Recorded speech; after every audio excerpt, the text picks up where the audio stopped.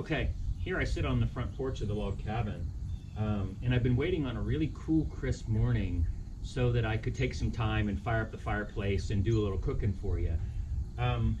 Fall is always my favorite time of the year when the really hot temperatures are finally gone, and we're not quite into the fall yet, but with it being in the 50s this morning, it sure feels like it. So I took some time and I went and picked up some apples.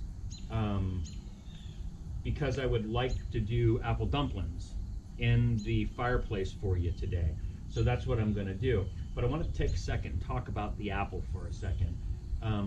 This is a Paula Red, and until I picked up these apples, I had never tasted a Paula Red. My preferred apple is like a Granny Smith. That's my preferred for doing baking.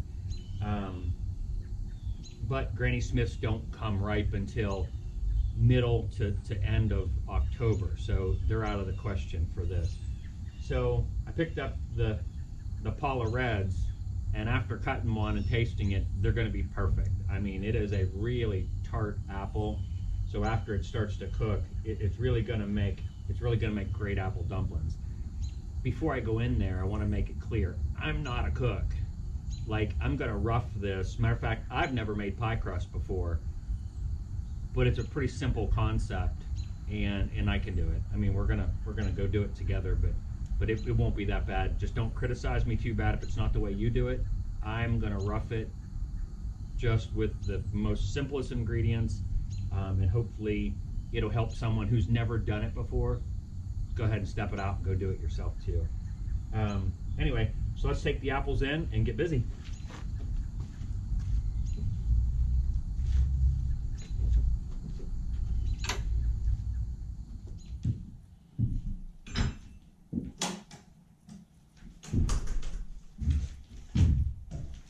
Okay, so as I mentioned before, I'm going to use the simplest of ingredients. First off, Paula Red apples. For my crust, nothing more than lard, real lard, and flour. A little bit of cold water, not much. For my syrup, cinnamon for the apple. For my syrup, I'm using brown sugar and real butter. That's it. Nothing more.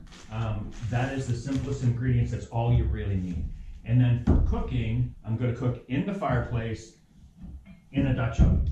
So basically, everybody knows what a Dutch oven is. It's just a big cast iron kettle that has a lid for it. So I'm going to cook them in the Dutch oven in the open fireplace. First, we got to build a fire. Let's get a fire started. Okay, so I've got this fireplace set up to do all kinds of different cooking. The last time I cooked with a big cast iron kettle with the fire on here. I've got the arm so I can hang a big soup kettle over an open fire and remove the rack. I have this thing set up so that I could just throw a hamburger or a steak on this, and I've got all these different pieces made so no matter what style I want to cook in, I can do it here. I'll build a rotisserie later even, but I want to do a Clockworks rotisserie.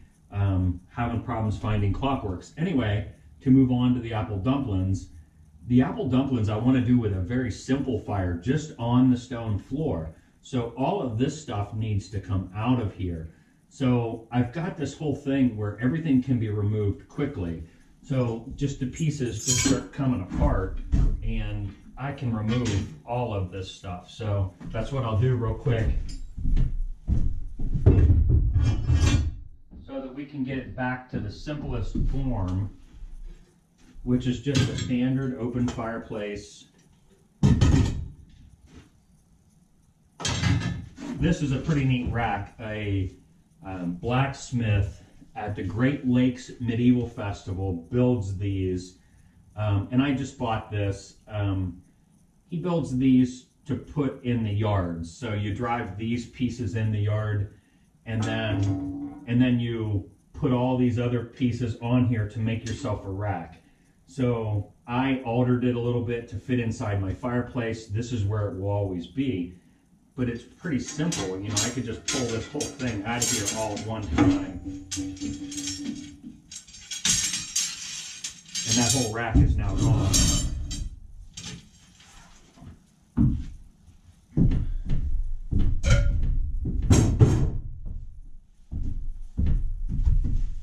And I'm even going to remove this because I just want to cook on the floor.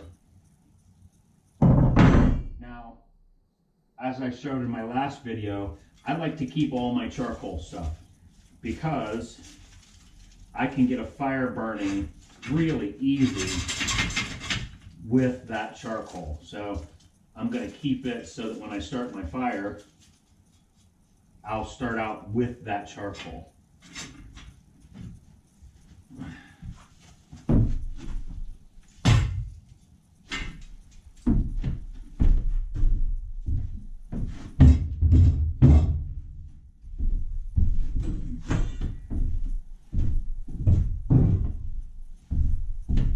And these I can just leave in here, they won't hurt anything. Okay, so now it's time to build a fire.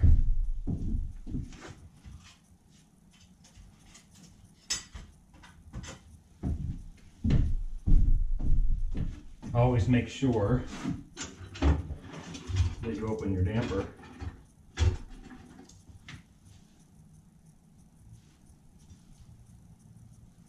Okay, I'm going to cheat this a little bit. These are fire starters, and those are the only ones I have left. But anyway,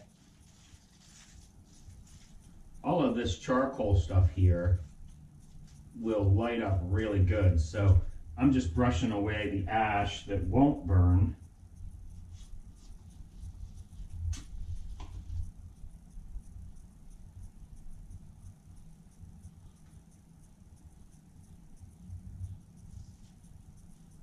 And I'm going to lay that there and then sort of pile my charcoal around this thing.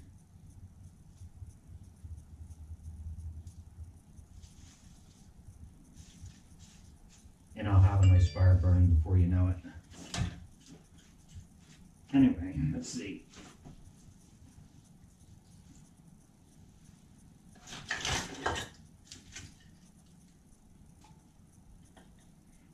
Now I've got to get a good fire going because I need, in order to do the apple dumplings, I need charcoal. I need to get a nice bed of charcoal on the floor, and I need to get some extra to throw on top of the cast iron there to get it hot. So I'm going to get a pretty decent sized fire going, and then I'll start making the dough while it's turning this all into charcoal.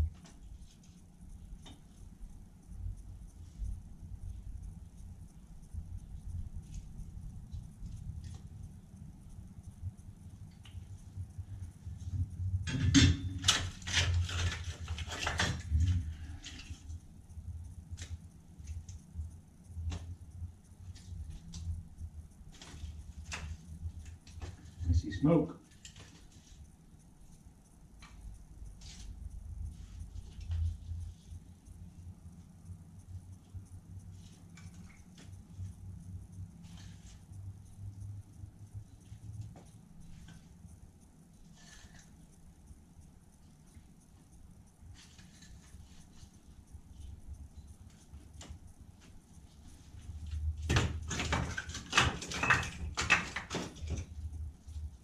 It'll take that flue a couple minutes to get warmed up.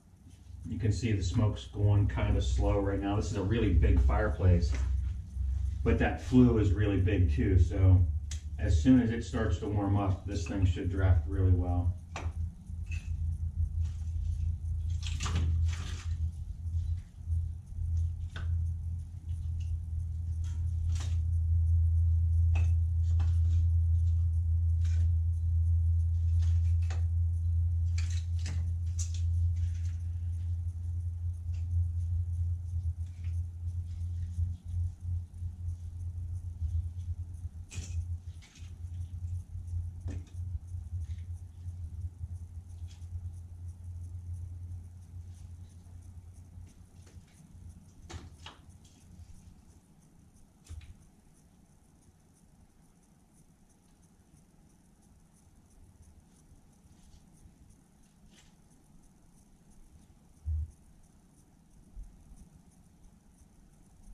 Okay, I'm just gonna give that some time to get burning while I get the rest of my stuff ready.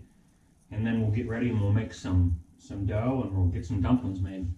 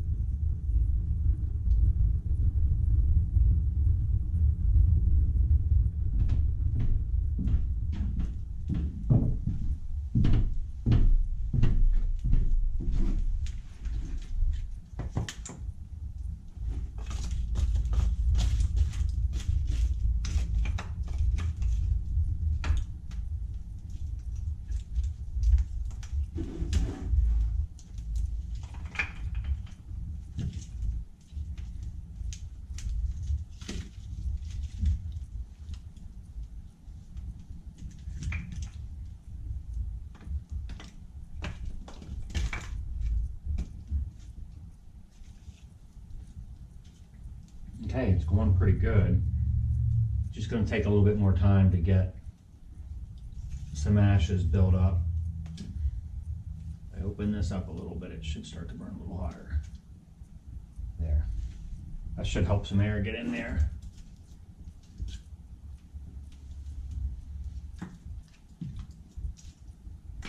That should be more than enough wood.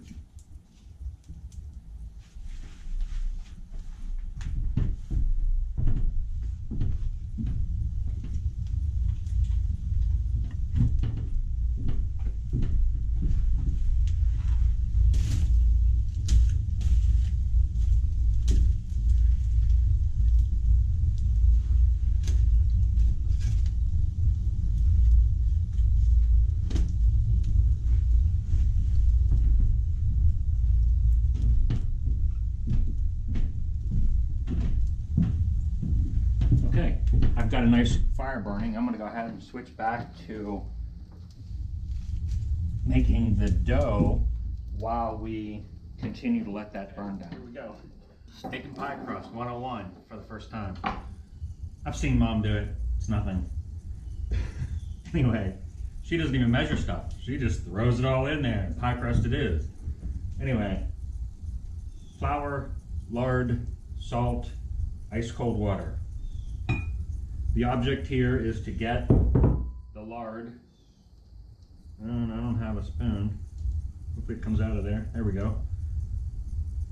The object is to get the lard mixed with the flour, but not melted into the flour. So that's why the ice cold water.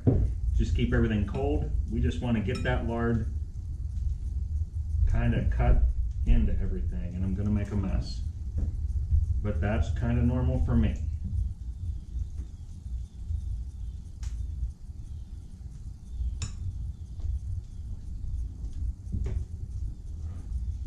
That's looking really nice now.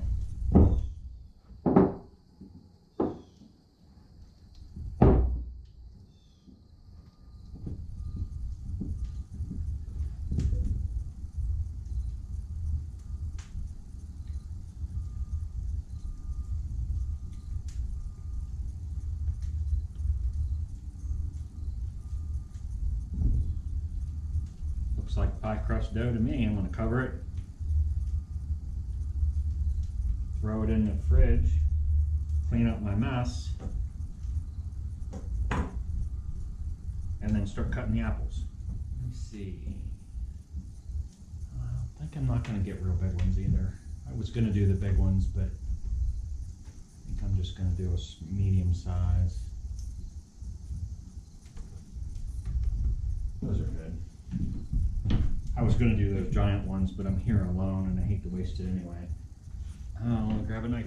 Okay, so first off, I need to peel these and core them. And I have an old peeler, slicer, core thing, but I'm not going to use it because I'm a man and I've got a hole saw. Good enough for my plumbing, good enough for my apples. So anyway, let me core them first.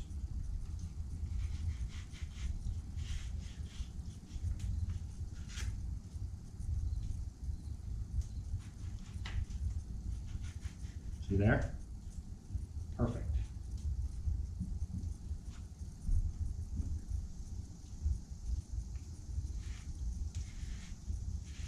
really want them sliced. Man, them are juicy too.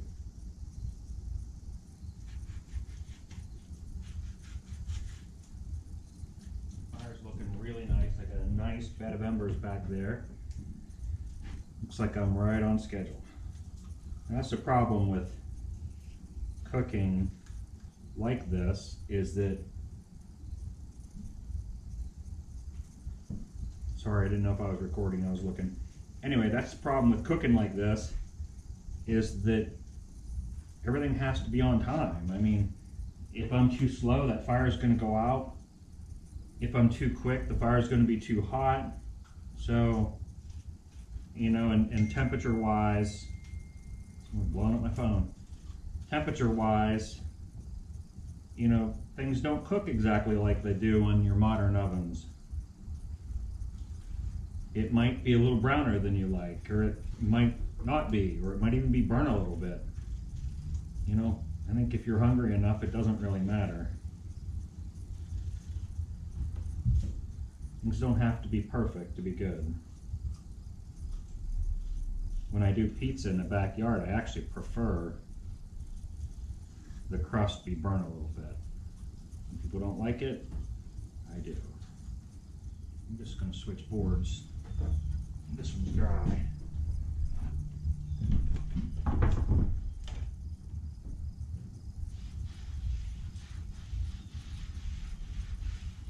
just going to flour this a little bit so it don't stick.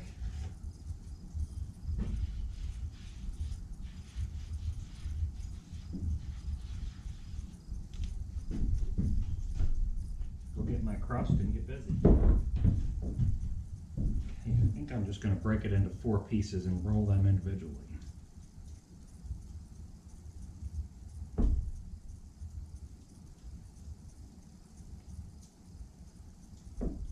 Instead of trying to cut it. It actually looks like it might be too much yet. Let's try that.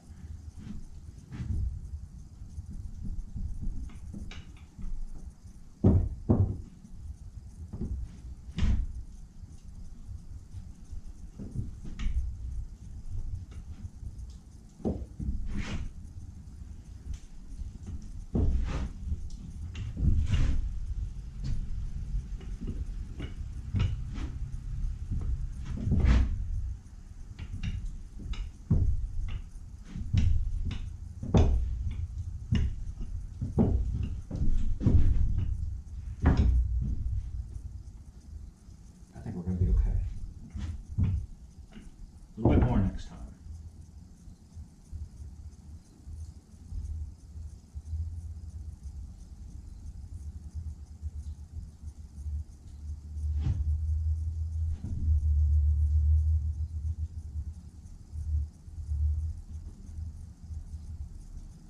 Not bad, really.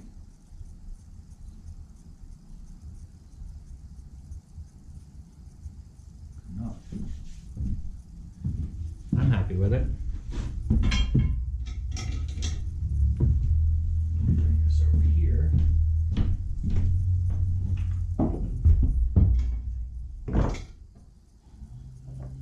with the bigger one.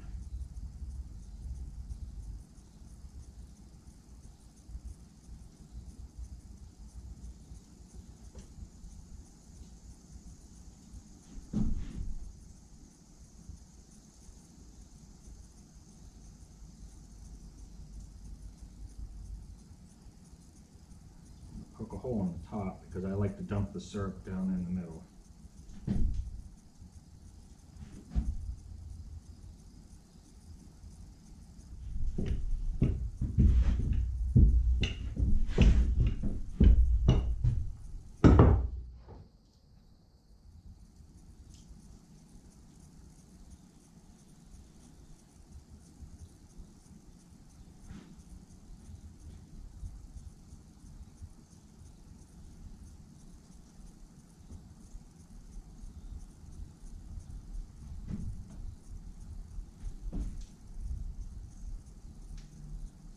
Okay, so they're all down in there, and again I'm just going to do the 3.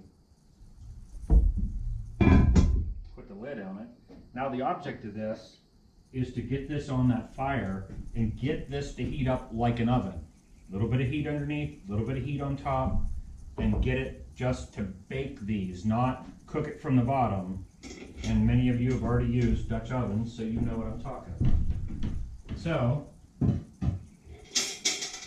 I'm going to find me a shovel and get some of this fire moved around a little bit so that I could just have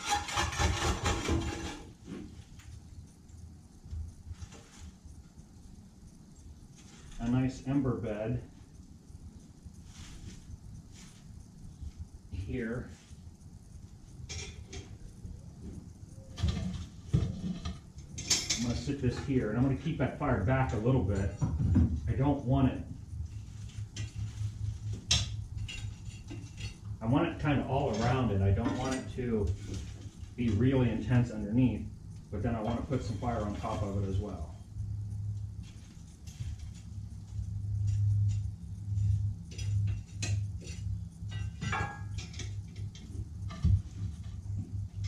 There.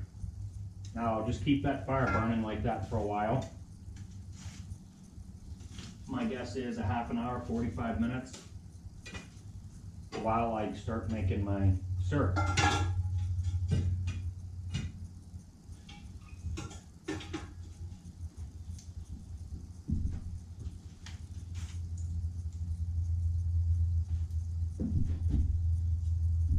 I don't want it to go out either though.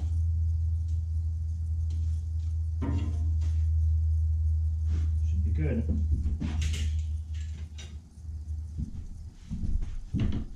Okay, now it's time to make the syrup.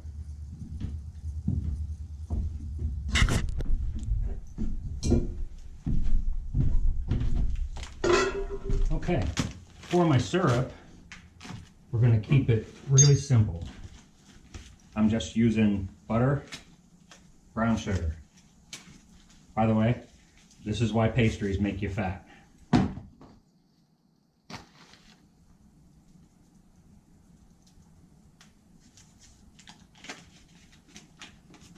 What I'm going to do is melt the butter. I'm going to do 2 sticks for now. Melt the butter and then add the brown sugar to it and then cook it for a while to get it to turn into a syrup. So I'm just going to make a place. I'm just going to make a place here with a couple logs and some heat.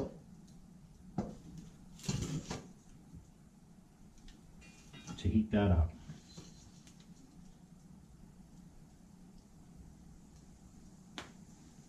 While that's warming up, I'm going to go find me a spoon to stir it with.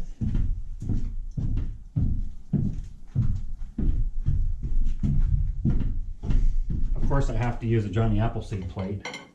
That one's a 1974. We used to sell those down there, but I think the collector plate days are all over. So we no longer do that, but I have a crap load of them that people have given me over the years. So I just use them. They're not really collector's items for me. My daily meals are ate on Johnny Appleseed plates.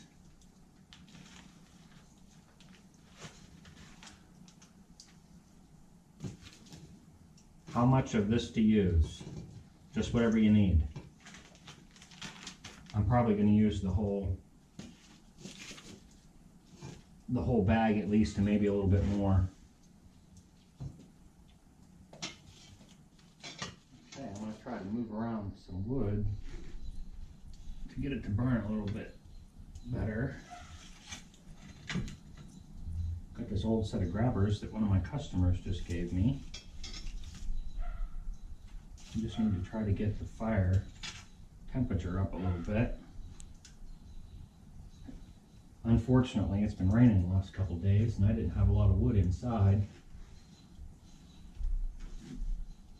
So some of this that I have on here is from outside and it's a little damp. I don't know how well it'll burn. Anyway, That'll sure help it. Okay, well everything's starting to cook pretty good now. I'm going to remove the lid and add some of my syrup into the pot with the dumplings, just to kind of get it start cooking to the apples, and kind of, I left holes in the top of each dumpling to dump the syrup through. And I know my lighting in here is really terrible.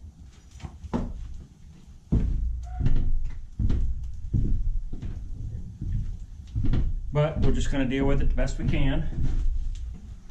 Put that there.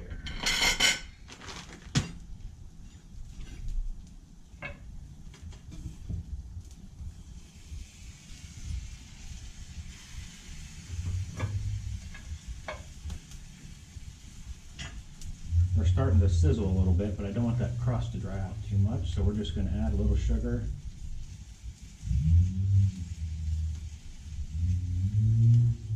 A little caramel over the top, or not caramel, but a little bit of the, I like to add it down the center as well.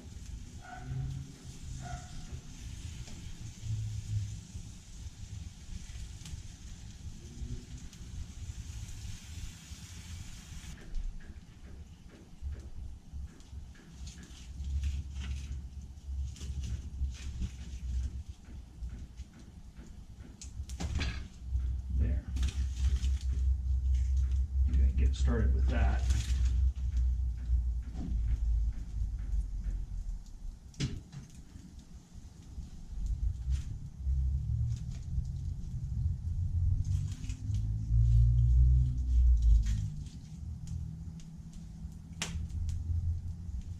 Okay, now I'm just going to let it cook for a while.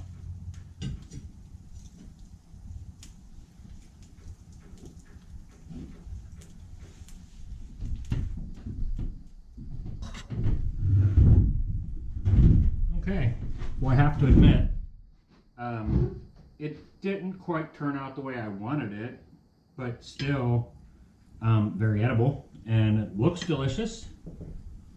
So let's give it a little try. I'm going to put just a little bit of syrup on my ice cream.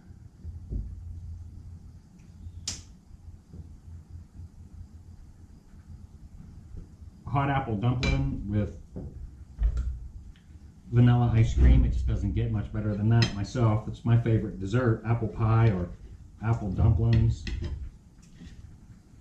And it smells absolutely delicious. I wish you could smell it.